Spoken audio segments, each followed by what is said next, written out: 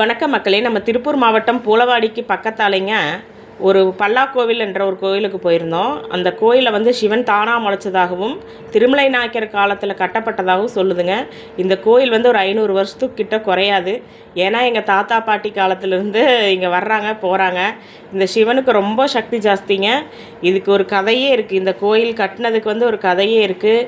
பழங்காலத்து கிணறு, முருகன் சிலை, முருகனும் தேவசேனையும், அம்மன் பெயர் தேவசேனைன்னு சொல்கிறாங்க. அந்த முருகன் பின்னாடி நிறைய பாம்புகள் இருக்குன்னு சொல்கிறாங்க. நாங்களும் பார்த்துருக்கோம். என்னோடய வயசுக்கு அந்த கோயில் எங்கள் ஊரில் இருக்கிறது நான் பெருமையாக நினைக்கிறேங்க.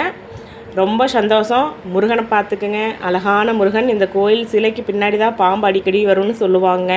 இங்கே குட்டி குட்டி கோயில் நல்லா இருக்குது. இவர் தான் தாண்டவன்றீஸ்வரர். இவர் தலையில் ஒரு வெட்டுக்காயங்கூட இருக்குன்னு சொல்லியிருக்காங்க.